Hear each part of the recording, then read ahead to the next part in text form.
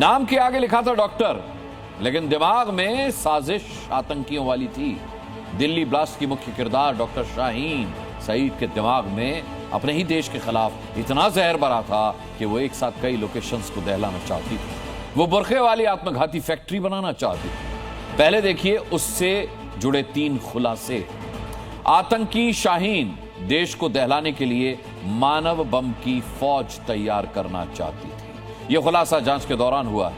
उसने इस फैक्ट्री में कितने मानव बम तैयार किए हैं, इस पर जांच लगातार जारी है। दूसरा खुलासा यह है कि आतंकी डॉक्टर के टारगेट पर 14 से 18 साल की मुस्लिम लड़कियां थीं, ताकि किसी को कोई शक व शुबा ना हो।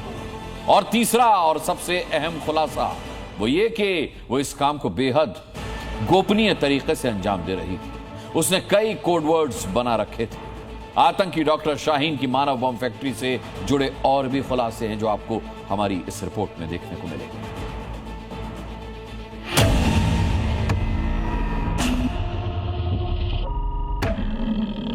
मुजाहिद जंगजू मुंतजिमा दौरा आयत उल निसाह शोबाए दावत दौराए तस्किया।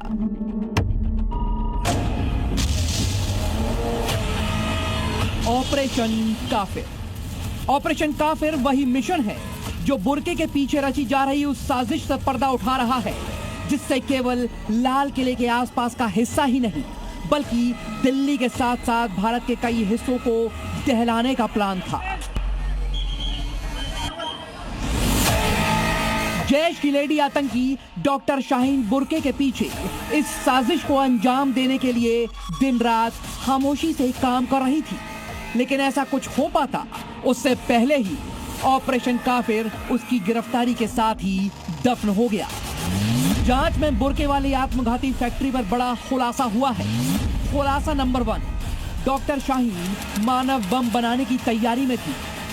देश के कोने कोने में एक आध नहीं बल्कि कई आत्मघाती आतंकी घटनाओं को अंजाम देने की तैयारी तेजी से चल रही थी, क्योंकि बाबरी मस्जिद के विध्वंस की तारीख 6 दिसंबर को दहलाने का प्लान था। इसके लिए डॉक्टर शाहीन के निशाने पर मुस्लिम लड़कियां और मुस्लिम महिलाएं थी। मानव बम बनाने के लिए शाहीन उन मुस्लिम लड़कियों की तलाश में थी जिनकी उम्र 14 से 18 साल के बीच हो। इससे होता ये कि उनका ब्रेन वॉश करने में आसानी होती। जांच एजेंसियों को ये पता चला है कि शाहीन मानव बम बनाने की तैयारी कर रही थी।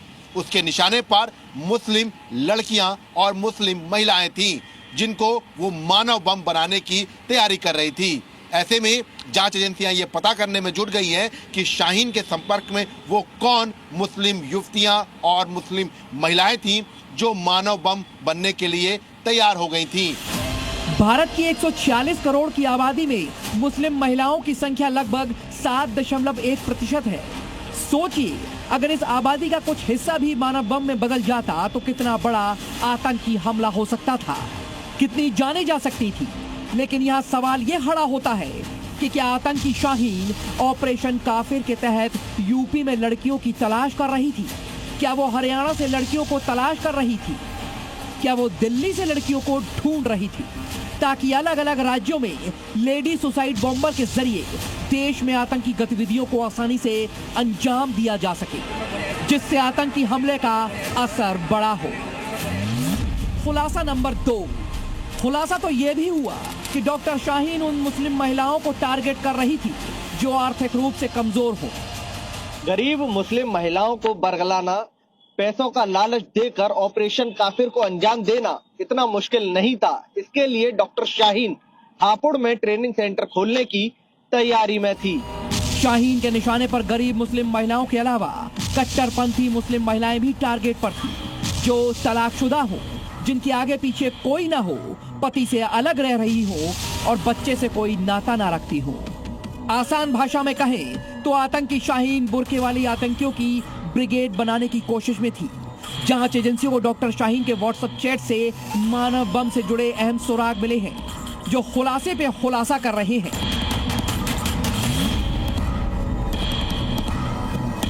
डॉक्टर शाहीन की व्हाट्सएप चैट से पता चला कि उसने मानव बम बनाने के लिए विस्फोटक मंगवाए थे और कोड वर्ड में मानव बम का नाम रखा था मुजाहिद जंगजू। अरबी में मुजाहिद का अर्थ होता है धर्म के लिए संघर्ष करने वाला और जंगजू का मतलब होता है योद्धा।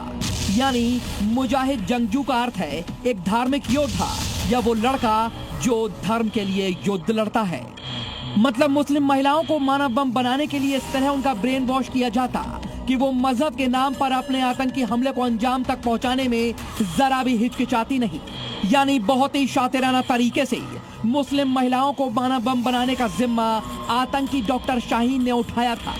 ऑपरेशन काफिर के तहत मुस्लिम महिलाओं को भी इसलिए चुना था क्योंकि वो बुर्के की आड़ में रहती और महिलाओं पर पहली दफा शक नहीं होता और बुर्के में यही मानव बम आतंक की सबसे बड़ी आत्मघाती फैक्ट्री बनकर देश भर में जिंदा घूमते।